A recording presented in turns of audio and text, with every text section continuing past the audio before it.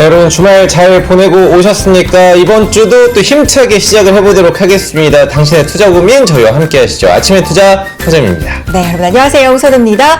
자, 지난주에 3,200선 네. 찍고 또 내려왔는데 다시 한번 향해서 가고 있습니다. 그렇죠. 네. 코스피는 다시 3,200선을 향해서 올라가고 있고 네. 코스닥도 계속 800선 왔다 갔다 하는 것 같아요. 네. 약보합권에 머물고 있는 상황인데 월요일 시작하면서 체크할 게 좀 많아졌습니다. 네. 일단 관세 같은 경우는 시장이 좀 둔감해졌다는 얘기는 있지만 네. 이렇게 계속해서 뭐 EU, 멕시코, 캐나다 그렇죠. 계속해서 이제 서한이 가고 있고 조금 고율 관세인 곳도 많고요. 뭐 브라질 말할 것도 네. 없고 그러다 보니까 이거 다시금 신경 써야 되는 거 아닌가? 이번 주에는 또 CPI 발표도 있고요. CPI, PPI 네. 있고요. 또 소비도 기업, 있고. 네, 네. 기업들의 또 2분기 실적도 이제 맞아요. 공개가 되기 때문에 네. 계속해서 우리가 이번 주 주목해야 할 이슈들은 나오고 있습니다. 네, 이혁진 차장님과 함께 이번 주 어떤 방향 좀 잡아갈지 네. 조금 이따가 살펴보겠고 세미나 안내 먼저 좀 해드릴까요? 세미나 저희는 네. 광주로 떠나보도록 하겠습니다. 월요일의 남자 이혁진 차장님과 또 구영 차장님께서 콤비로 준비를 하고 계시거든요. 신정부 출범 이후의 하반기 주식 투자 유망 종목 함께 분석해보고요. 또 여기다가 채권 투자 전략까지 함께 세워보도록 하겠습니다. 날짜 한번 얘기해 주시죠. 날짜 7월 16일 수요일입니다. 오후 2시부터고요. 4시까지 2시간 준비해 주시면 되겠는데 오후 2시니까 좀 더운 때잖아요. 네, 덥죠. 제일 덥죠. 네. 실내에서 시원하게 좀 전략 세우시면서 함께 해주시면 어떨까 싶습니다. NH투자증권 광주 WM센터입니다. 장소도 체크해 주시고요. 이 두 분의 콤비 세미나는 늘 인기가 많고 네. 진짜 뒤쪽까지 좀 서서 보시는 분들도 있다. 좀 10,000원이요, 일찍 10,000원입니다. 그러니까요. 예. 네. 일찍 서둘러서 신청해 주시고 또 당일날도 좀 일찍 가보시는 것도 좋을 것 같다는 네, 생각이 드네요. 좋습니다. 월요일 우리 주식 여신이시죠? 선혜 씨와 함께 시작을 해보도록. 네, 나와서 그래, 나와서 정말? 그래. 어머나 감사합니다. 힘차게. 자, 남신도 한번 모셔보도록 네. 하겠습니다. 월요일의 남자 이혁진 차장님 나오시죠? 안녕하세요. 예, 안녕하십니까. 반갑습니다. 네. 남신 여신 아우, 좋습니다. 뭐야, 그러면. 저는 광대입니다. 다음 무슨 얘기를. 네. 조미료 좀 뿌리겠습니다. 자, 오늘의 주제가 코스피 단기 과열권 코스닥 확산 신호예요. 네. 네. 여기 이미 답을 주신 것 같기도 하고. 네네. 어쨌든 지난주 마무리하면서는 3,200 찍고 아쉽게 좀 내려오긴 했는데 네. 다시금 지금 열심히 올라가고 있거든요. 네. 어떻게 보고 계십니까? 지금 저는 큰 길목, 상승의 길목에서 네. 단기적인 과열 신호, 기술적인 과열 신호입니다. 이제 터치를 하기 직전이다라고 하는 것이고, 자, 과거의 이런 사이클에서는 두 가지의 특징이 좀 있었습니다. 먼저 생각보다 많이 오른다, 지수는. 지수는 생각보다 많이 오른다. 단기적으로 보면 네. 많이 올랐다. 그리고 두 번째로는 이렇게 단기 과열권 될 때 종목들이 확산되었었다. 네. 근데 이번에는 코스피의 일부 지주사들이 끌고 올라가는 상황에서 이제는 뭐 코스닥이나 이렇게 성장주들로 매기가 좀 확산될 조짐들이 보이기 때문에 지금부터는 코스피로 먹은 종목들을 코스닥으로 조금 깔아놓는 우리가 방향성이 좀 필요할 것 같다. 네. 좀 결국에는 사실 8월 앞두고는 좀 이런 것들을 해야 되지 않을까. 라고 생각을 합니다. 그 차장님이 지난주에도 코스피도 좋지만 코스닥을 이제 봐야 할 시기가 다가오고 있다라고 하셨는데 오늘도 둘 다 상승하는 모습 보여주다가 코스닥은 또 힘이 네. 없거든요. 이유가 조금 있을까요? 뭐 결국에는 금리 때문입니다. 금리가 4.4%로 다시 올라갔죠. 근데 이제 금리를 이번에 올린 것은 일반적으로 기대 인플레라든지 이런 네. 것들은 아니고요. 이번에는 누가 뭐라 그래도 관세 때문에 관세 금리가 때문에. 올라간 것이에요. 그래서 이것을 차분히 좀 시킬 수 있는 것은 결국에는 트럼프의 말과 그 다음에는 CPI. 그런데 CPI도 이제 최근에 물가 지표들을 보면은 그날은 빠지는데 유지가 안 돼요. 네, 근데 그 이유는 뭐냐면 지표로 빼놓으니까 트럼프가 다음날 관세 얘기를 해버리니 네. 이게 좀 신뢰할 수가 없는 거죠. 사실 이거는 우리뿐만이 아니고요. 연준 위원들도 최근에 그 의사 결정에 이때 동행 지수라는 것들이 있습니다. 그러니까 이제 좀 잘 싸우느냐, 한 곳으로 모여가느냐. 네. 뭐 결국에는 정도표의 이제 그 위아래 범위로 이제 추산을 하는 것인데 이게 엄청나게 벌어져 있어요. 그러니까 누구는 금리를 7월에도 인하해도 된다. 아니면 이제 12월에 인하해야 된다. 아니면은 올해 인하 안 된다. 이런 것들이 너무 갈려 있다 보니까 네. 시장이 어떤 한 이제 금리를 가지고 방향성을 가지고 떨어뜨려야 되겠다, 올라야 되겠다 이거를 좀 모두 확신할 수 없는 상황이라서 당분간은 4.4 저는 고점이 4.4라고 생각을 네. 합니다. 4.4 그리고 한 4.2 정도의 어떤 밴드를 그리지 않을까. 네. 예, 이렇게 좀 생각을 하고요. 다만 제가 코스닥을 좀 말씀을 드리는 거는 네. 근데 결론적으로 트럼프의 말도 지표를 이기긴 좀 어려워요. 예, 기대 인플레라든지 CPI는 결론적으로 좀 하향 안정화가 되는 분위기인데 이번부터 확인되는 그 관세 이후의 물건들, 물가. 예, 네. 그 물가, 자 이런 것들이 크게 반영이 되면은 돌발적으로 좀 올라갈 수 있겠습니다만 네. 그런 조짐도 사실 크게 보이지는 않습니다. 그래서 트럼프의 어떤 말빨이 연말로 갈수록 조금 좀 사그라들지 않을까. 지금보다 이렇게 더. 생각을 합니다. 네. 예, 그러면 지표에 끌려 올라가는 코스닥이 하반기에는 좀 연출이 되지 않을까라고 생각을 합니다. 좋습니다. 오늘도 뭐 자료가 너무 많이 또 준비를 해주셨기 네. 때문에 바로 자료부터 들어가면서 이야기를 나눠보도록 하겠습니다. 역시나 여러분들도 많이 관심을 가지고 계시는 게 관세 어떻게 맞아요. 될 것이냐. 네. 트럼프 관세 정책을 보면은 개인적으로 조금 서운한 게 동맹국한테 좀 먼저 때리는 경향이 있고 네. 중국이나 중국이나 적대국은 조금 밀어두는 경향이 좀 있는 것 같아요. 보니까 뭐 일본도 좀 서운하게 한다라고 이야기를 하고 속내가 좀 있다면 네, 이게 사실 이게 국가별로 나누어 봐야 되는데 네. 트럼프가 지금 일률적으로 판때기 하나 가져 나와서 관세를 먹인 이유는 내가 하나하나 협상을 하자고 하니 이게 네. 좀 일이 커지잖아요. 그렇죠. 그러니까 너네 한 30% 관세야 한 다음에 그럼 알아서 전화할 거잖아요. 그럼 그때 우리가 요구하는 것을 얘기해요. 그러면은 이 협상이 다 끝난 다음에 실제 관세가 10%든 20%든 미국은 관세 수입이 생기는 것이고 네. 이제 향후의 이제 구도는 협상하기 전보다 미국 입장에서 나아지는 거예요. 그러다 보니까 뭔가 원하는 게 있을 때 관세를 좀 세게 먹이는데 최근에 보면 기준이 25%인 것 같아요. 네. 25%를 위주로 싫어하는 나라나 뭔가 얘기할 게 있으면 좀 올리고 그 다음에 아니면은 유지하는 정도로 가는 것 같은데 근데 문제는 일본 같은 경우에는 물러서기가 좀 어려워요. 네. 이유는 뭐냐면 일본의 기간 산업이 사실 자동차이기도 하고 그렇죠. 또 하나는 반도체인데 이 두 가지를 모두 관세나 이런 것들로 이제 적용을 하면 일본 입장에서는 어떻게 하라는 거냐. 자, 그런데 여기에서 관세가 인플레이션을 촉발할 거라고 하는 논리는 네. 이런 거나 똑같죠. 자동차 관세가 세지면 도요타 자동차의 판가가 올라가지 않겠느냐라는 거죠. 네. 자, 그런데 만약에 관세를 올리면 도요타의 실적은 문제가 없죠. 예, 판가를 올리면. 근데 반대로 판가를 올리지 못해서 도요타가 자동차 가격을 떨어뜨리면 도요타 실적은 안 좋아지겠죠. 그렇죠. 이 반대로 인플레이션 생각보다 안 오를 것이고. 근데 최근에 수출 지표들을 보면 자동차 가격이 떨어지고 있어요. 수출 단가가.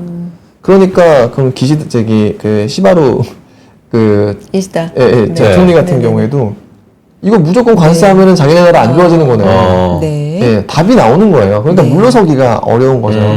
그래서 좀 길어지는 상황인 것 같고요. 네. 근데 사실 우리나라 입장에서는 오히려 옵션이 많아요. 옵션이 많다. 예, 네. 옵션이 너무 많아요. 자, 왜냐면 자, 첫 번째 탈중국 했을 때 네. 친제조업을 할 수 있는 그 장치 산업과 인력이 우리나라 말고 거의 없어요. 예를 들면 네. 자, 똑같은 배를 한 대 만드는데 미국 가서 지으려고 하면 5배, 3배 이렇게 든다고 합니다. 네. 그러면 조선 같은 경우도 우리의 큰 협상 카드인 거죠. 네. 또 최근에 지난주에 외신에서 나온 게 재밌는 점이 뭐냐면 자, 미국이 무기 지원을 여기저기 많이 했잖아요. 그렇죠. 재고가 없어진다고 합니다. 어. 그럼 우리나라 입장에서는 방산을 지금 생산을 하고 있잖아요. 네. 국방물자를. 그러면은 미국이 예를 들어 유사시에 국방물자, 재고가 떨어진 국방물자를 지원받을 수 있는 것도 한국. 일본도 아니에요. 우리나라밖에 없어요. 네. 사실 냉정하게 보면 유럽의 쇼티지라서 우리한테 받고 있는 상황이기 때문에 우리나라밖에 없습니다. 네. 자, 그래서는 자, 우리나라가 미국에 아주 협조는 해야 되겠습니다만 일본처럼 수세에 몰리지는 않을 것 같다. 라고 좀 개인적으로 생각을 합니다. 자, 그런데 뭐 뒤에 말씀을 드리겠지만 트럼프의 생각은 사실 한국과 이제 일본 말고 딴 데가 있는 것 같아요. 제가 어디가 이따가 있- 뒤에 네. 보여드리겠지만 중국과 친중 국가에 꽂혀 있는 것 같아요. 아, 관심이 그쪽으로. 그쵸. 네. 그게 이번에 관세율 상향 조정에도 나와 있습니다.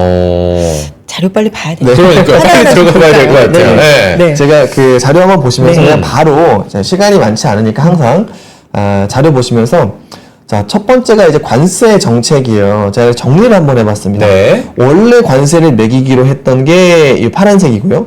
그다음 최근에 트럼프의 말과 보도를 통해서 확인된 새로운 관세율 적용된 것들이 이제 빨간색. 브라질 차이 봐요. 그렇죠.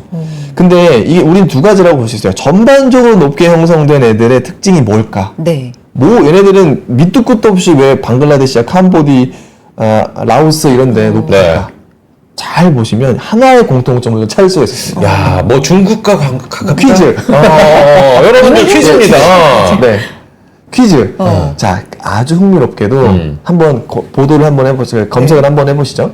시진핑의 올해 방문 국가가 네. 평균적으로 관세율이 다 높습니다. 아, 시진핑의 방문 국가로 엮일 수가 있네요. 그리고 그 방문 국가에서는 이제 시진핑이 방문한 이후에 철도나 인프라 이런 협력을 모두 발표했어요.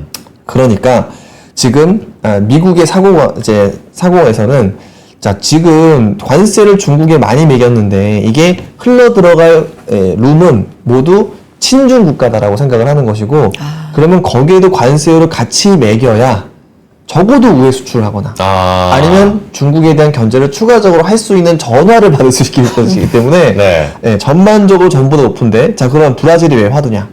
물론 브라질에 대한 정치적인 이야기를 하고 있습니다만 트럼프가 제일 싫어하는 한 가지 조직이 있죠. 브릭스. 이번에 브렉스에 시진핑이 가지 않았죠. 네, 그러니까 시진핑도 좀 신경 쓰는 건가 싶을 정도로 브릭스가 너무 이제 정면으로 약간 트럼프의 미움을 받고 있어서 이 브릭스의 대표적인 국가가 또 브라질이기도 해서 저는 결론적으로는 미중의 어떤 지금 무역 전쟁 속에서 중국의 친화적이거나 중국이 손짓을 하고 있는 국가에 고율 관세가 먹여지고 있구나라고 좀 생각을 하고 있는 겁니다. 자, 그래서 우리가 좀 일반적으로 이제 생각하기 좀 어려운 캄보디아나 이런 쪽이 고율 관세도 마찬가지 컨셉으로 저는 파악을 하고 있어요. 자, 그런데 결론적으로 그래서 저는 4월처럼 또 한 번 이런 생각을 합니다. 네. 친중 국가가 아닌 국가들의 관세율은 이연되거나 또 한 번 낮아질 가능성이 높다. 다시 한번. 네, 다시 8월 한 번. 1일을 또 기점으로 해가지고. 그죠? 4월 달과 되게 비슷한 시점으로 자, 그 전까지 굉장히 첨예한 협상이라고 하는 것이요. 이 FTA 협상도 거의 1년 갑니다. 네. 그래서 계속 협상을 하는 와중에 어떤 결과를 내기 어렵기 때문에 협상 중 유예가 될 가능성이 매우 높고요. 또한 4월에 우리 패턴을 봤습니다만 미니 협정, 아웃라인을 먼저 발표를 하고 그 다음에 세부화는 얼마가 될지 모르지만 세부화는 나중에 정하자라고 하는 방식이 8월 전으로 나올 가능성이 상당히 높아서 자, 이런 구도 때문에 시장은 트럼프의 이야기를 주식시장에서는 많이 반영을 안 하는 것 같고요. 다만 채권 시장에서는 연준의 포지션과 엮여있기 때문에 계속해서 판단을 미루는 4.4% 내외의 금리를 유지하고 있는 것 아닐까라고 생각을 합니다. 어쨌든 주식시장의 이 관세는 저는 악재가 되기는 어려울 것 같다라고 저는 생각을 합니다. 자, 그 중에 이제 통화정책이죠. 제가 이제 통화정책 담당 애널리스트는 아닙니다만 제가 물가라고 하는 것이 결국에는 금리의 가장 중요한 변수다라고 좀 많이 말씀을 드렸고 그 물가라고 하는 것은 결국에는 우리가 기대하는 기대 인플레이션이 얼마가 되는가 이게 연준에서 제일 걱정하는 것이 임금이잖아요.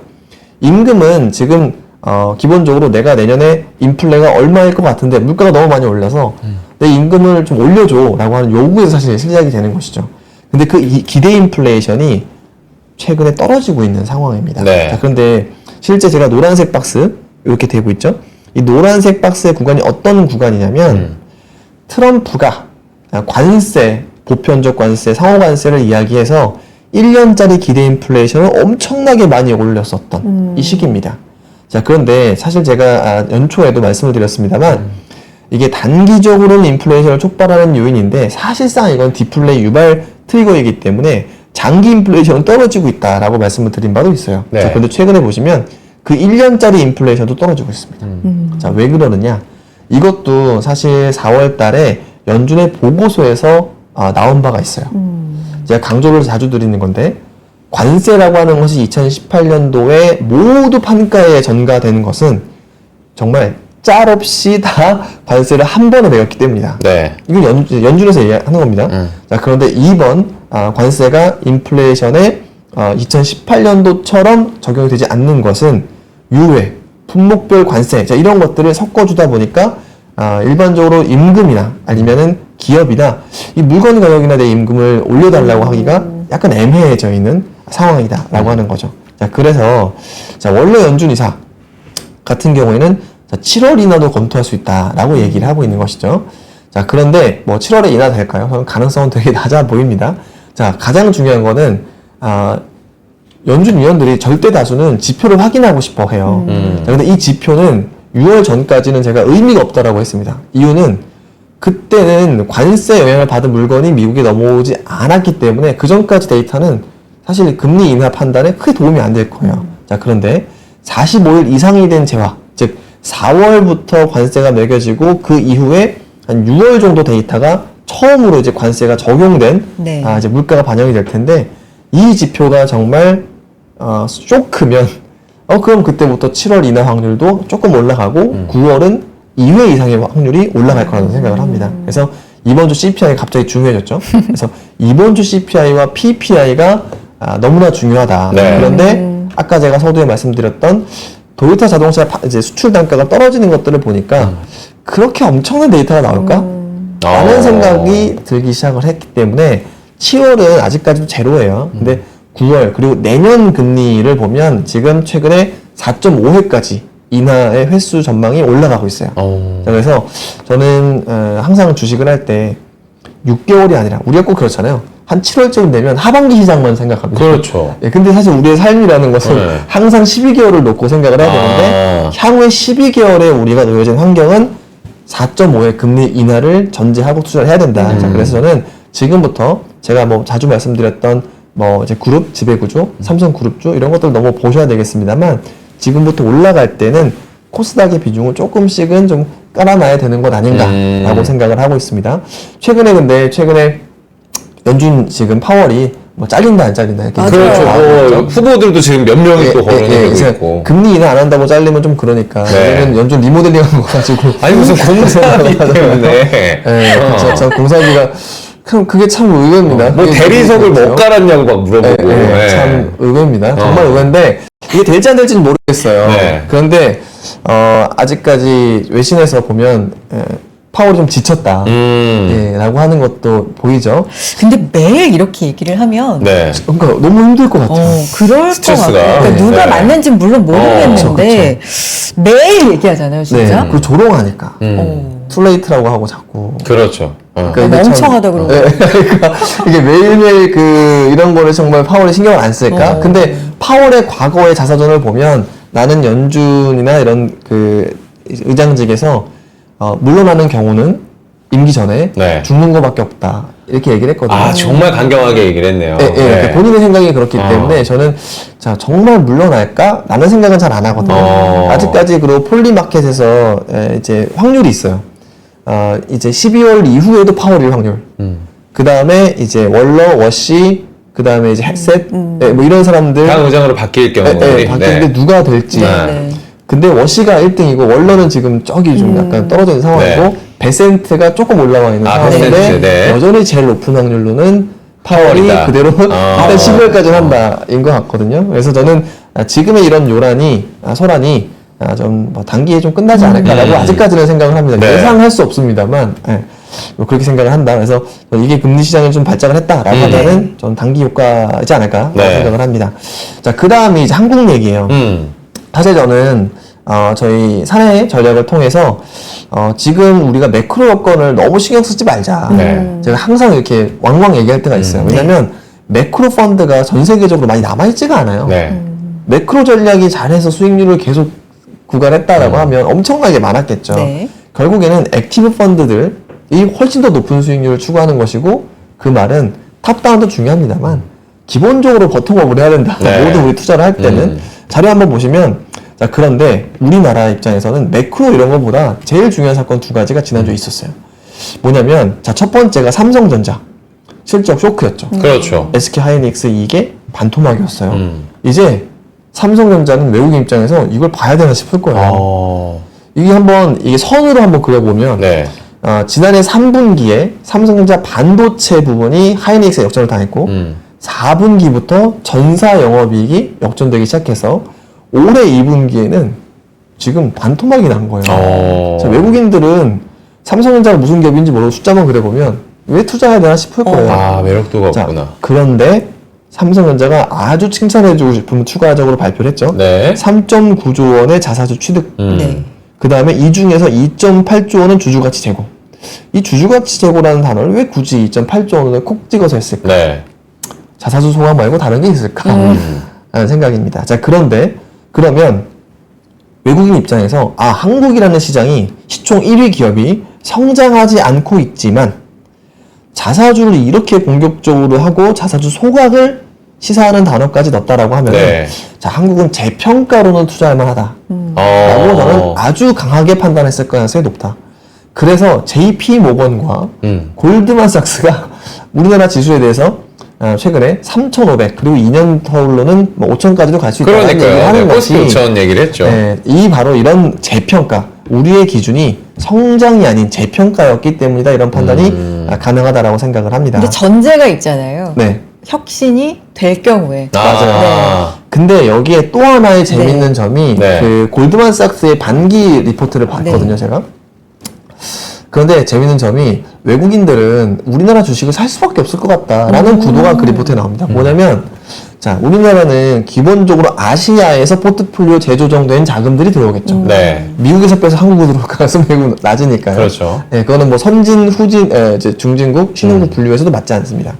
근데 결국에는 아시아 마켓 중에서 우리가 더 투자할 매력이 있느냐가 제일 중요한데 그렇죠. 그게 골드만삭스 리포트에 있었습니다. 뭐냐면 자, 인도 성장이 고성장인데 밸류에이션이 비싸다. 인도는 이미 밸류에이션이 비싸다. 맞아요. 네. 두 번째, 자, 일본은 무역 흑자긴 한데 앞으로의 성장률이 참 퀘스천이다. 중국, 밸류에이션 싼데 그리고 혁신도 있는데 근데 정치나 이런 게 좀 불확실성이 있다. 자, 근데 그러니까 한국 무역이 흑자고 밸류에이션이 싸고 네. 거버넌스가 개선되고 있다. 육각형이네. 그렇죠. 육각형 아니에요. 요즘에 육각형 인간처럼. 우리 입장에서 뭘 더 해드려야 오시겠습니까? 균형이 딱 그러네. 그렇죠. 자, 그런 상황이기 때문에 네. 지금 저는 외국인들의 포지션은 한국을 성장이 정체된다고 하더라도 재평가 이슈 때문에 살 텐데 시총 1위 기업이 이거를 방점을 찍어줬다라고 생각을 합니다. 자, 그런데 자, 오른쪽에 한번 보시죠. 네. 또 하나의 이벤트. 자, 상법 개정한 이후 이벤트는 없다라고 하는 분들한테 한 방 먹였던 이슈. 네. 바로 파마리서치의 인적 분할 상장 결정 철회 공시. 철회를 했군요. 예. 이거 누가 뭐 검사가 갔습니까? 금감원이 갔어요? 네. 혼자 한 거예요. 아. 자, 이것이 시장이 자정작용이라는 걸 무시하면 절대 안 돼요. 그래.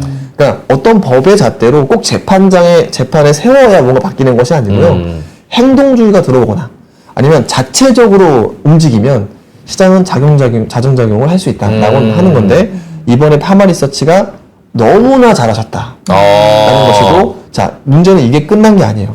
이거 끝난 다음에 APR이 네. 중간 배당 결정했죠. 음. 자, 성장주. 그러니까 지금 보면 우리가 기본적으로 이 밸류업이라고 하는 것이 마치 지주사만의 테마라고 생각을 하십니다. 네.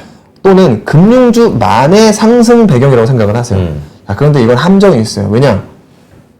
저평가라서 산 종목은 적정평가 정도만 되면 주가가 떨어질 가능성이 높아요. 네. 근데 이제 은행주 같은 경우에는 우리가 PBR 은행업종 평균으로 보면 PBR 0.4에서 출발했어요. 근데 이 캡은 일본 기준 PBR 0.7입니다. 네. 근데 이게 0.7을 넘어서 우리가 가능성이 있느냐? 전 그 가능성은 좀 낮다라고 봅니다. 그죠? 자, 그렇기 때문에 저는 저평가라고 하는 것은 지붕을 보면서 싸우는 거예요. 그런데 성장주들이 이렇게 나쁜 행동을 하는 것을 할 수 있었던 상황을 철회하거나 네. 누가 시키지 않아도 중간 배당을 한다. 네. 라고 하는 것은 뭐냐면 결국에는 현금 수익이 많고 고성장하는 회사라면 애플처럼 모두 밸류업의 대상이 될 수 있다라고 하는 트리거를 저는 이번 주, 지난주 시장이 보여줬다라고 생각을 해요. 그렇기 때문에 굳이 지주만의 테마가 아닙니다. 지금부터는. 네. 지금부터는 이제 자정작용을 했을 때 밸류업이 될 수 있는 이런 기업들이 어딜까? 본격적으로 뭐 오늘 물산, 생명, CJ 이런 기업들 엄청나게 많이 네. 올라가거든요. 법 때문에 올라가는 게 아닙니다. 네. 저 회사는 저렇게 할 수밖에 없구나. 라는 분위기가 저렇게 되는구나. 그렇죠. 예를 네. 들면 이건 뭐 추천에 뭐 아니니까 네네네. 말씀을 드리면 CJ 올리브영 있죠? 네. 예, 올리브영을 만약에 스피노프 상장을 안 한다 하면 CJ의 가치는 얼마냐? 이게 굉장히 큰 논란거리입니다. 그렇죠. 네. 그럼 예를 들면 애널리스트들이 올리브영의 NAV 가치를 보통 30% 이제 반영을 하더라고요. 30%는 로열티, 30%는 제일지당, 그 다음에 30%가 올리브영이에요. 네. 근데 이 올리브영을 분리상장한다 하지 못하게 됐을 때는 이거 30%만 반영하는 게 맞냐라는 거죠. 근데 그러면 만약에 CJ가 시총이 한 4조에서 4조 5천억 정도 됩니다. 근데 올리브영의 가치를 한번 우리가 가늠해보면 지난해 순이익이 4,700억. 올해가 5천억이 당연히 넘겠죠? 네. 그럼 PER 20배 하면 이거 뭐 얼마예요? 그러니까 이런 것들을 그러면 만약에 합병한다 만약에 가정을 한번 네. 해보면 이게 지금 가늠이 잘 안 되는 거예요. 자, 그렇기 때문에 지금의 이제 시장은 그냥 상법 개정안 뭐 이런 이벤트 그다음에 어떤 세론 이게 아니고요. 그냥 우리 아주 큰 변화에 그 변곡점에 서 있기 때문에 여러분들의 포트폴리오를 믿고 가져가셨으면 좋겠다. 그리고 그 트리거가 나왔다라는 것이고 올리브영 말씀해 주시니까 이거 네. 올다모 이러더라고요. 보셨어요? 그게 뭐예요? 올리브영, 다이소, 무신사요. 맞아요. 아, 그래요? 올다모? 네. 관광객이 오면 들르는 뭐 어떤 그쵸. 아, 필수 코스가 되는구나. 그게. 올리브영 왜냐면 지금 오. 중국인들이 네. 최근에 이건 뭐 기업인분들과 네. 대화에서 나눈 건데 네. 자, 중국인들은 제조 능력은 이미 우리나라를 뛰어넘거나 네. 그렇죠? 이렇게 하고 있는 상황이에요. 근데 중국이 채우지 못한 그 한 가지의 뭐가 뭐냐면 감성입니다. 감성이요. 네. 그렇죠. 그러니까 우리나라가 오늘도 지금 블랙핑크와 데몬터스, K-pop 맞아요. 요게 스포티파이랑 이런 데 다 1등을 하고 있잖아요. 네. 자, 중국인들 입장에서 이 부러운 거예요. 그걸 우리가 가져올 수 없어. 우리 아직까지도 주걸륜이고 유독하고 이러고 있는데 이연거리고. 이연거리고 이러고 있는 건데 네. 이게 지금 해결이 안 되는 거예요. 그거는 여전히 중국의 쇼티지입니다. 자, 그래서 중국에서 이 틱톡을 통해서 이제 세일즈를 하는 것들을 보면 성수동이나 아니면 현대백화점에 있는 본사가 있는 이런 플래그십 매장이 있는 그 감성을 가지고 그 옷을 떼다가 팔려고 해요. 네, 이제 더 이상 뭐 동대문 가서 옷 떼우고 이런 거 잘 안 합니다. 그래요? 이거 동대문에서 장사하시는 분들 잘 아실 거예요. 이제 도매는 급속도로 우하향.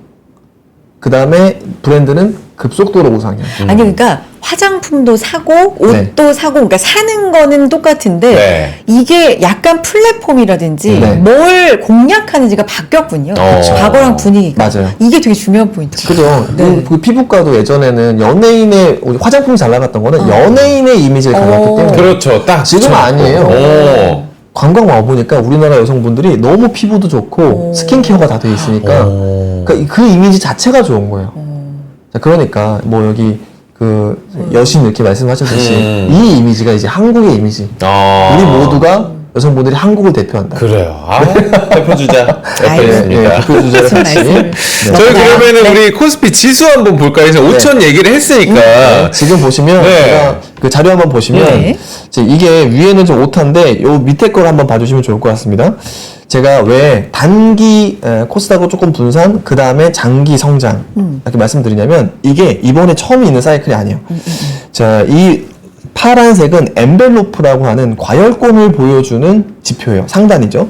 그래서 우리 지수가 상단에 부딪힐 때는 한 번씩 이렇게 살짝살짝 기간 조정들이 나옵니다. 네. 자, 그런데 여기 보시면 또 나오고 이번에 요 자리죠. 네. 자, 그런데 코스피 차트가 단기의 과열권까지 가는 경우는 잘 없어요. 그러면 그거를 그렇게 올릴 만한 이유가 분명히 그 시대에 있었다라는 얘기입니다. 그래서 단기 조정 이후에 대세 상승, 단기 조정 이후에 대세 상승, 단기 조정 이후에 대세 상승, 그리고 이번에 이 자리라는 거예요. 지금 그러면 딱 타이밍은? 그쵸. 네. 제가 그래서 단기적으로는 분산, 장기적으로는 확산에 좀 컨셉을 맞추시면 우리 시장의 컨셉에 딱 맞다. 그래서 무슨 뭐 8월 위기설, 뭐 9월 위기설 맞아요. 네. 이거 만약 그런 얘기 하시는 분들 보면 뭐 오면 어떡하죠? 근데. 아니 뭐. 네. 지금은 어쨌든 네거티브보다는 포지티브에 포지션을 두고 이 사이클이 굉장히 짧은 사이클이 아니다. 이게 지금 제가 2005년부터 굉장히 긴 20년 평균을 보여드리고 있는데 네, 터치하고 조정 이후에 대세 상승. 근데 대세 상승이 보시면 이게 1년이 넘어요. 네. 이것도 마찬가지였었고요. 이때도 마찬가지였어요. 지금 그렇기 때문에 지금은 지수가 뭐 4천 가는지 5천 가는지가 아니라 길게 오래 가는 강세장일 가능성이 과거 20년에 돌이켜보면 있다라는 겁니다. 그래서 마음을 굉장히 낙관적으로 먹고 우리 지수를 해야 된다라고 하는 것인데 네. 자 그러면 단기적으로 왜 코스닥을 좀 주목을 해봐야 되느냐 결국에는 시총 규모를 조금 낮출 필요가 있다라고 하는 얘기입니다. 이유는 뭐냐면 자 우리 외에 코스피와 코스닥의 상대 수익률 격차를 보면 자 10% 이상 코스피가 아웃퍼포먼 했을 때 다음에는 다 코스닥장이 왔었어요. 여기 보시면. 근데 한 번도 예외가 거의 없었거든요. 근데 지금 보시면 24년도에 밸류업, 25년도에 코리아 디스카운트 해소 이것 때문에 2년 연속 코스피가 10% 이상 아웃퍼폼을 했어요. 네. 그렇기 때문에 내년에는 오래 묵힌 만큼 굉장히 세게 올 수도 있지 않을까. 예, 이거는 우리나라 2010년도 이후 늘상 반복됐던 패턴입니다. 네. 자, 그런데 아주 제가 뒤에 말씀드렸지만 우리나라의 내년도에 기업들의 성장률은 아직까진 비관적이에요. 근데 유동성은 낙관적이에요. 그렇죠. 그렇기 때문에 지금 증시를 코스피에서 꽉꽉 채웠던 자금들이 이건 바뀌지 않을 것 같거든요. 코스닥으로 분산될 가능성이 과거 패턴을 보면 꽤 있다라고 말씀을 드리는 겁니다. 알겠습니다. 여기까지 해주신 내용 네. 짧게나마 좀 요약 들어보고 준비된 내용이 또 많은 2부로 이어가 보겠습니다. 좋습니다. 예. 네. 정리 38분이요. 정리. 네. 부탁을 드려보도록 하겠습니다. 요약을 드리면 네. 첫 번째 관세, 트럼프의 고율 관세의 공통점을 말씀을 드렸습니다. 고율 관세의 공통점은 중국이 방문했거나 아니면 친중이 의심되는 국가들이 고율 관세의 공통점이 있다라고 하는 것이고 자, 그런데 이러한 프레임은 사실상 4월에도 있었기 때문에 이런 상황에서 8월에 우리 관세는 또 한 번 유예되거나 적은 협상의 결과를 홍보하는 과정을 거치지 않을까. 결론적으로는 이런 관세에 대한 불확실성이 금리 시장에는 좀 채권 시장에 반영이 되고 있습니다만 주식 시장에는 전혀 반영을 안 하고 있는 상황인데 전 주식 시장에 이번에 옳다라고 베팅을 하고 싶습니다. 자, 두 번째로는 이제 통화 정책인데 자, 지금은 사실 통화 정책이 계속 금리 인하를 하고 싶어도 미룰 수밖에 없는 상황이었습니다. 첫 번째는 관세 이후에 물건이 넘어오기 전, 그리고 지금 트럼프의 관세 발언이 점점 강경해지고 있기 때문에 지금까지는 금리 인하를 미뤄놓을 수밖에 없는 상황이었는데 기대 인플레이션이 1년짜리가 꺾인 상황이기 때문에 이 원로 연준 이사의 말처럼 적어도 9월 전에는 지표가 확인될 것이고 지표에 따라서 금리는 인하 기조를 조금 더 키우지 않을까라고 생각을 해봅니다. 자, 그 다음이 바로 우리나라의 역사적인 사건이라고 저는 평가를 하는데 자, 상법 개정안 이후 그리고 주주 환원에 대한 강조가 된 이후에 자발적인 움직임들이 이미 있다라는 거고요. 첫 번째가 삼성전자 실적 쇼크를 냈음에도 불구하고 서프라이즈 자사주 취득 그리고 자사주 소각에 대한 암시를 좀 넣었다라고 생각을 합니다. 자, 그게 첫 번째, 외국인들이 들어올 수밖에 없는 환경을 만들었다라고 생각을 하고요. 그 다음에 두 번째가 파마 리서치예요. 저는 계속 강조를 드리는 것은 우리 시장의 디스카운트 요인은 뭐 배당 이거 다 떠나서 물적 분할이었습니다. 또는 이렇게 약간 변칙적인 인적 분할일 수도 있겠죠. 자, 그런데 어쨌든 우리나라에서 가장 주가가 많이 오른 이 파마 리서치가 인적 분할 상장 결정을 철회 공시했기 때문에 자, 우리가 생각했을 때 외국인이 봤을 때 가장 네거티브한 이런 영향은 어느 정도 끝났다라고 재평가는 이제 가던 길대로 간다라고 하는 것인데 기술적으로 지금 우리 증시는 단기적인 과열권 코스피 기준으로 와 있다. 자, 그런데 이 신호가 왔을 때는 2005년도부터 단기 조정, 장기 대세 상승, 단기 조정, 장기 대세 상승이 반복되었던 자리다. 자, 그래서 단기적으로는 코스닥이나 이런 성장주의 조금 분산, 내러티브 종목의 분산을 하지만 장기적으로는 주식의 비중을 좀 더 많이 가져가야 되는 사이클일 가능성이 있다라는 겁니다. 자, 마지막으로는 특히나 시총 순위를 좀 이제 시가총액 작은 종목들을 좀 봐야 되는 이유는 지금 한 시장이 10% 이상의 아웃퍼폼을 기록했을 때 바로 다음에는 다른 시장이 좀 올라가는 상황이 좀 연출이 됐었는데 작년과 올해는 좀 독특한 정치 구조로 인해서 코스피가 2회 연속 10% 이상의 아웃퍼폼을 했기 때문에 1년짜리를 보더라도 코스닥에 조금 매수세가 붙을 가능성이 향후 12개월을 보면 높다라고 하는 것이 제가 앞에서 말씀드렸던 요약입니다. 네. 알겠습니다. 지수는요, 코스피가 0.5% 상승, 코스닥은 약보합권 계속해서 좀 방향성 보고 있는 상황인데요. 네. 2부에서 또 자세한 얘기 더 나눠보도록 하겠고요. 광고 잠깐 볼까요? 여러분 2부에서는 또 해외, 우리나라 또 업앤다운부터 시작을 해보도록 하겠습니다. 어디 가지 마시고요. 잠깐 광고 듣고 오겠습니다. 광고 타임.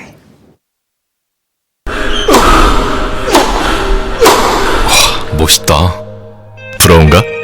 14만 1211번의 스윙과 68개월 27일의 투자로 만들어진 자세다. 나의 테니스도 나의 자산도 투자로 키운다. 나는 투자한다. 나는 성장한다. NH투자증권.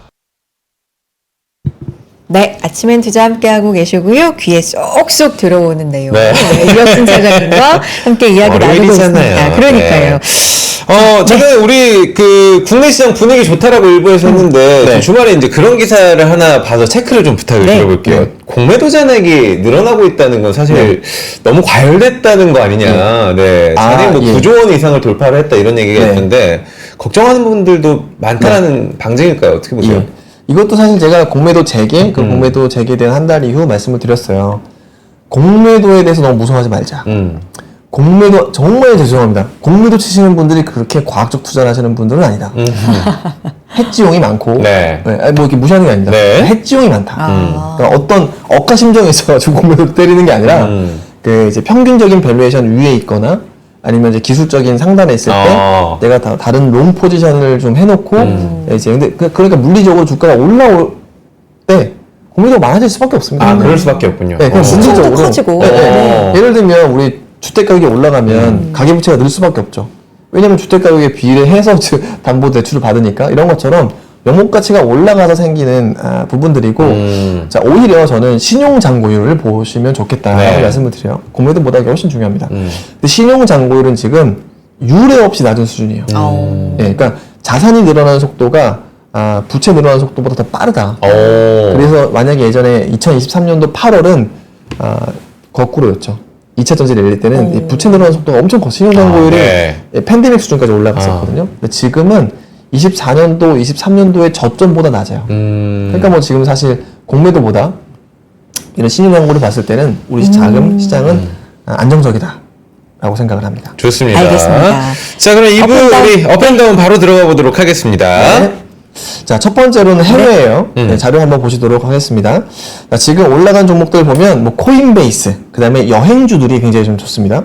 그러니까 트립닷컴이나 유나이티드 에어라인 이런 종목들이 전반적으로 다 올라가고 있고 이런 부분들은 사실 우리나라는 반대죠. 저쪽에서 오니까 인바운드 종목들이 되게 좋죠. 현대백화점이라든지 뭐 CJ 이런 종목들의 주가가 상당히 좋습니다. 자, 그런 것처럼 전 세계적으로 여행 인구에 대해서는 상당히 견조하게 흘러갈 거다라고 생각을 하는 것 같아요. 자, 그 다음에 뭐 바이오 종목들, 모더나나 스미토모 제약 이런 것들이 상당히 좋고요. 네. 그 다음에 티센쿠르프 같은 경우에는 최근에 비용 절감 이슈로 단기 급등이 좀 나왔습니다. 그러니까 제가 이 정리를 한번 해보면 스미토모 제약이나 모더나 티센쿠르프 모두 시장에서 잘 안 봤었다라고 하는 것도 그러니까요. 되고요. 네. 그러니까 저기 밑에서 사람들이 잘 보지 않았던 종목들에서 급등이 나올 정도로 유동성은 좀 견고한 상황이고 그 다음에 사실 주도주가 너무 한편으로 쏠리는 상황이기 때문에 지금부터 우리는 그 반작용에도 대비를 해볼 필요가 있을 것 같다. 자, 그 다음에 왼쪽이 하락 종목인데 일본 자동차가 별로 좋지 않아요. 네. 자, 그래서 제가 일본 자동차가 희생해서 인플레를 안정시켜주지 않을까라는 상황이거든요. 일부러 떨어뜨린 건 아니고 판매가 안 될까봐 판가를 못 올리는 겁니다. 그래서 그런 부분들이고 자, 그 다음에 한번 보시면은 허쉬나 코나그라 이런 것처럼 음식료 기업들이 좀 주가가 좀 빠지고 있는 상황이에요. 아무래도 이제 식료품 인플레나 이런 것들이 좀 걱정이 되는 상황이다라고 하는 것이고 그 다음에 이제 국내 같은 경우에는 파마 리서치 아까 제가 너무나 네네. 칭찬을 드렸던 파마 리서치 네. 주가가 올랐었고요. 그 다음에 우리나라에서도 바이오 알테오젠이 주가가 좀 상승을 했었고 이거 되게 좋은 뉴스가 나왔습니다. 자, 그 다음에 제가 이제 기관들이 KCC. 네, 기관들이 엄청나게 인사이트가 따로 별다른 게 있는 것이 아니고 그냥 순서대로 살 뿐이다라고 한번 말씀드리면서 네. 몰산 다음에는 뭐 KCC 같은 종목이 될 가능성이 높다라고 말씀드렸어요. 네. 맞아. 자, 이유는 사실 제가 아까 밸류업이나 이런 것들도 말씀드렸습니다만 제가 뒤에 사례 말씀드리겠지만 KCC가 지금 일본의 밸류업 사례랑 되게 비슷하게 흘러가고 있지 않나? 라고 생각을 해요. 어쨌든 이런 부분들이 좀 있고, 그 다음에 마찬가지로 금융이나 지주 강세를 지속을 했습니다. 오늘도 그런 부분들이 좀 이어지고 있는 상황이죠. 자, 그런데 하락 종목에 주목을 해볼 필요가 있을 것 같아요. 네. 정부에서는 주가 조작, 그 다음에 뭐 이제 언론 보도 이런 것들로 주식을 올리고 떨어뜨리는 것에 대해서 굉장한 경계감을 그렇죠. 키우고 네네. 있어요. 그러다 보니까 아무래도 이런 센티멘트 그리고 보도로 주가가 올랐던 많은 종목들이 조금 빠지고 있어요. 이게 뭐 작전이라는 얘기가 아니라 네. 어쨌든 이 보도의 영향을 많이 받았던 종목들의 주가가 많이 빠지고 있다. 아무래도 인플루언서 종목들을 앞으로 좀 조심해야 하자라고 하는 겁니다. 그래서 그런 부분들 주가가 좀 좋지 않고, 하이브 같은 경우에는 최근에 좀 부정적인 노이즈가 CEO, 나왔죠. 네. 그래서 그런 부분들이 주가 좀 하락을 이끌고 있다라고 하는 것이고요. 자, 그런데 제가 지금 말씀드리고 싶은 부분은 왜 메가 강세를 트렌드, 보느냐. 네, 이런 것들 되게 중요하게 봐야 된다. 네. 제가 연초에도 뭐 작년부터 많이 말씀드렸죠. 크루즈 진짜 그렇죠. 초호황이다. 네. 근데 맞아요. 이게 단기 호황이 끝날 것 같지가 않다. 네. 왜냐하면 로얄 캐리비안 크루즈 한번 보시면, 자, 여행객의 평균 연령이 21년도에 49세에서 23년도에 45세로 4살이나 떨어졌습니다. 이거 뭐냐면 MZ들이 크루즈 타기 시작했다라고 하는 거예요. 자, 그런 부분들 때문에 이 로얄 캐리비안 크루즈 같은 크루즈 업체들은 전반적으로 긴 호황 사이클을 불러일으킬 가능성이 높다라고 하는 것이고, 두 번째가 이제 미국은 로빈후드죠. 네. 이번에 법안을 놓고 보니 상속공제율이 상향이 돼서 결론적으로 상속하기 좀 편해졌다. 그러니까 코인베이스라든지 뭐 다른 금융기관보다 로빈후드처럼 MZ 친구들이 많이 쓰고 있는 이런 금융기관이 훨씬 더 높은 주가 상승률을 보이고 있고, 앞으로도 방향이 크게 꺾일 것 같지가 않다.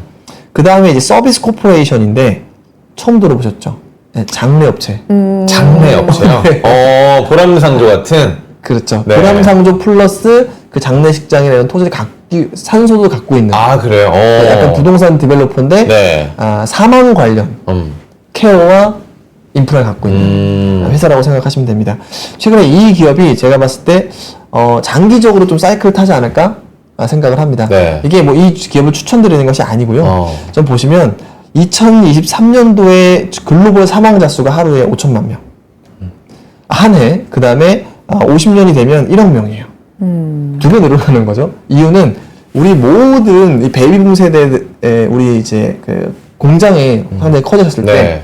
그때 인구가 제일 많아요. 인구 구조상 이제 그 시점이 다가오는 거죠. 제일 많아요. 네. 근데 50년까지는 그분들이 이제 80세, 90세 이렇게 되는 부분들입니다. 네. 그래서 그 사이클에서는 상속처럼 향후에는 사망 비즈니스, 자, 이런 것들도 이제 커 나갈 수 있지 않을까. 그런데 최근에 보면 서비스 코퍼레이션이 주가가 쭉 올라가는. 근데 다만 뭐 이런 기업이 로빈후드나 로얄 캐리비안 크루즈처럼 임팩트 있게 쭉 올라가기는 어렵겠죠. 근데 장기적으로 보면 이런 사이클에 좀 주목을 하자. 그래서 결론적으로 제가 미국 시장을 볼 때 단기적인 뭐 매크로 이런 것보다 이런 메가 트렌드를 보시면 좋을 것 같다라고 생각을 하고요. 두 번째로는 이제 중국 보시면 제가 자주 말씀드렸던 것이 요 가운데 있는 게 팜마트. 팜마트. 네. 네. 자, 그런데 이거보다 더 오른 종목이 하나 있습니다. 팜마트보다 더요? 거기에 있는- 라우프 골드. 저 뭐예요? 주얼리. 주얼리? 주얼리요. 오. 주얼리. 근데 금을 전문으로 하는 중국의 에르메스라고 라우프 골드. 하는 중국 라우프 브랜드죠? 골드예요. 맞아요. 자, 그런데 사실 홍콩이라든지 중국 가면 많이 보여요. 네. 자, 근데 이게 왜 그러느냐? 자, 우리가 중국이 미국과 싸우면서 금을 정부에서 많이 샀죠. 네. 네. 그런데 정부가 사는 것보다도 개인들은 더 많은 금을 사려고 들겠죠. 중국이 원래 워낙 중국이- 그렇죠. 원래 금을 사라. 금을 너무 좋아하잖아요. 근데 여기에 디자인까지 해놓으니 더 많이 사는 거죠. 아하. 그러다 보니까 우리 팜마트가 제가 올해만 3배가 됐다고 했는데 네. 이 골드는 뭐 말도 안 되게 올라갑니다. 야, 진짜. 몇 배? 네, 엄청 그러니까 오르네. 이게 미중 무역 분쟁의 새로운 나비 효과가 바로 이런 라우프 골드의 단면으로도 볼 수 있다라고 네. 하는 것이고, 반대로 고가주류, 그다음에 백화점 여기 보시면 주가가 이렇게 누워 있어요. 이런 것처럼 저는 중국조차도 이 소비 사이클 이런 것들에 대해서는 미중 무역 분쟁이 된다고 하더라도 네. 아무리 격화된다고 하더라도 주가는 오른 애들은 오른다라고 하는 것이고, 앞으로도 국내 투자 제가 추천을 드리고 있습니다만 전 세계적으로도 이런 트렌드를 누가 사이클을 쥐고 있지? 이 메가 트렌드는 누가 주도하지? 라는 것들. 네. 하다못해 최근에 제가 온러닝 운동화 많이들 신으시는데 온홀딩스 상장돼 있다. 네. 이렇게 말씀을 좀 드리죠. 아니 근데 그거 좀 조심스럽지만 네. 4050이 신으니까 좀 이제 트렌드가 뭐 요즘 끝난 거 소위 아니야. 말해서 아재 묻었다 뭐 이런 네. 분들이 있더라고요. 네. 근데 뭐 그건 그런- 우리 4050이고. 아. 네, 그리고 보통 트렌드가 끝나는 사이클은 이제 요게 네. 이제 뭐 예를 들어 그 탈피를 합니다. 네. 뭐냐면 그 여러 가지 온홀딩스 온러닝 운동화 중에서도 4050이 신는 거는 클라우드 시리즈예요.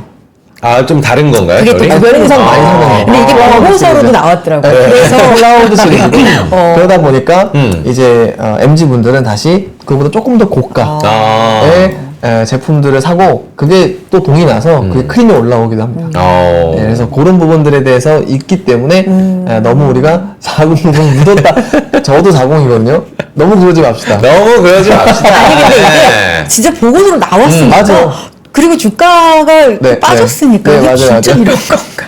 저는 아직까지 나이키가 제일 좋은데 묻었다고 좀 하지 마시다. 여러분. 네, 그렇습니다. 계속 가죠. 그다음에 이제 한국이요. 네. 자, 우리나라는 내가 아까 말씀을 드렸습니다만 자료 한번 봐주시면 네. 네. 우리나라의 가장 큰 메인 테마는 재평가예요. 네. 성장보다 이 볼륨이 더 크다라고 하는 거죠. 그래서 그 증거를 삼성그룹에서는 삼성전자와 삼성물산 주가를 보면 엄청나게 많이 괴리율이 벌어지고 있죠. LG그룹에서도 LG전자와 LG화학. 자, LG화학은 왜 갑자기? 제가 향후에 이 행동주의 펀드가 터치할 만한 네. 것들이 비영업 자산이라고 말씀드렸어요. 네네. 비영업 자산이라고 하는 것은 제 아이러니하게도 네. 물적 분할을 최근에 했던 기업이에요. 아. 그렇죠. LG화학은 화학 사업을 하는데 밑으로는 배터리 기업을 지분을 두고 있는 네. 거잖아요. 그렇죠. 그것도 무려 7, 80% 정도 있습니다. 자, 그런 상황이기 때문에 이런 것들이 공격당할 수 있어서 LG화학이 좀 더 많이 올라간다라고 하는 것이고 KCC 같은 경우에도 마찬가지죠. 한국조선해양, 삼성물산 지분 두고 있잖아요. 맞아요. 비영업 네. 자산입니다. 그래서 그런 부분들이 있고 그 다음에 롯데그룹도 쇼핑보다 지주가 더 많이 올라가고 있어요. 그래서 재평가라고 하는 것들, 즉 우리가 밸류에이션을 공부해보고 이 밸류에이션을 단순히 PBR 뭐 0점 몇 이거는 이제 시즌 1이고요. 그 다음부터는 자, 이 회사가 재평가 받을 거리가 무엇일까? 네. 예를 들면 삼성그룹은 삼성전자가 자사주 소각을 많이 하려고 하는 것 같은데 그러면 누가 제일 수혜일까? 인 거고 LG그룹 같은 경우에는 최근에 물적 분할을 했었던 전과가 있는데 이게 과연 행동주의가 가만히 있을까? 라고 하는 것이고 롯데그룹은 롯데지주, 롯데칠성 이런 기업들이 부동산이 진짜 많아요. 맞아요. 그래서 네. 마침 PBR도 낮고 자, 이런 부분들이 좀 있기 때문에 아. 자, 롯데지주는 과연 그린 트리거가 없을까? 결론적으로 우리가 숫자로 0.5 최근에 보면 요즘에 리스트업 해가지고 블로그도 되게 많이 하시더라고요. 그 이면을 우리가 봐야 될 때다라고 좀 네. 말씀을 드립니다. 가볼까요? 자, 우리 네. 3부 정말 또 임팩트 있게 네. 가보도록 하겠습니다. 네. 대만, 일본 전자 바이오 전기차 요걸 좀 네. 사장님 네. 능력을 믿습니다. 요약을 좀 부탁드립니다. 네, 네. 알겠습니다. 네. 늘상 이렇게 반복해요. 네, 자, 첫 좋습니다. 번째 지금 보시면 제가 대만의 케이스 스터디와 일본의 케이스 스터디 두 가지를 가져왔어요. 네. 대만을 보시면 대만이 배당소득 분리과세를 했었어요. 네. 2016년에. 근데 이 밸류업이라고 하는 것들은 이전부터 계속 해서 배당 성향은 원래 50%였습니다. 자, 그런데 2016년도에 실제 이 배당소득 분리과세를 했을 때를 보면 지금 보시는 것이 노란색 S&P 500, 네. 파란색이 대만 가권 지수예요. 근데 결론적으로는 대만이 더 많이 올랐죠. 근데 그 같은 시기에 보시면 S&P 500이 실적은 성장을 더 많이 했어요. 근데 PER이 늘어난 것은 대만이 훨씬 더 많이 늘어났죠. 제가 이게 지금 우리나라 정신을 보여주는 겁니다. 단기간에 이벤트가 중요한 게 아니라 실제 배당소득 분리과세가 된다라고 하면은 주주한테 돌아가는 파이가 훨씬 커지기 때문에 굳이 성장하지 않아도 여기 보시면 그 당시에 성장률 1.4%였어요. 네.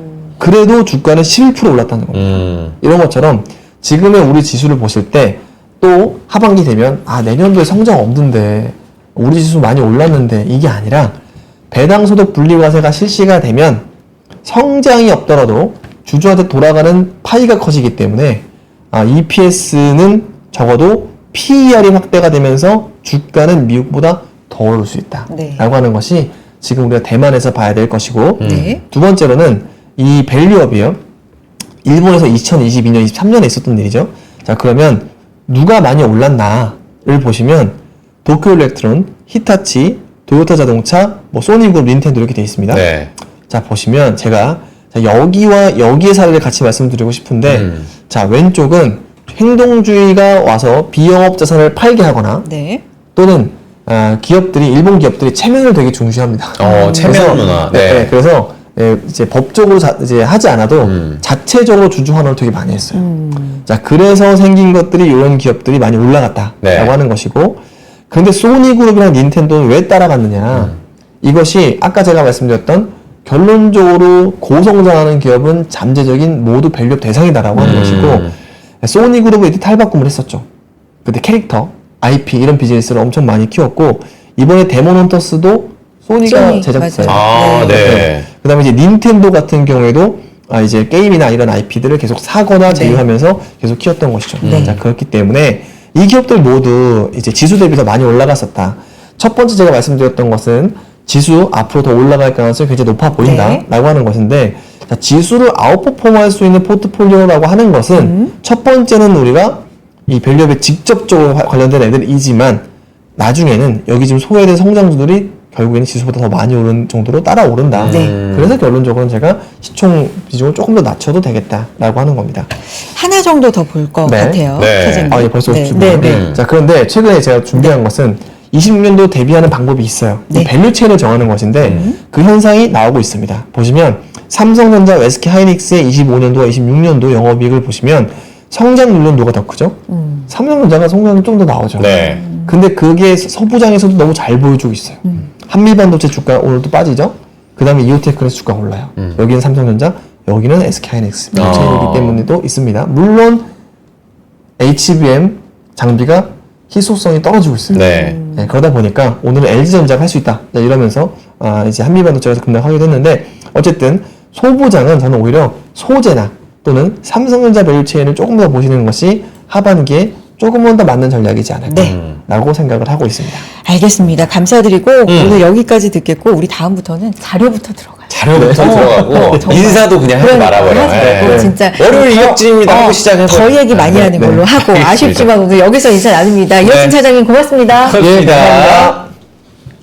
네, 아침엔 투자 여기까지입니다. 오늘 시장도 끝까지 함께 하시면서 네. 좀 수익 내는 하루 되셨으면 좋겠고요. 내일 아침에 또 인사드릴게요. 여러분 고맙습니다. 고맙습니다.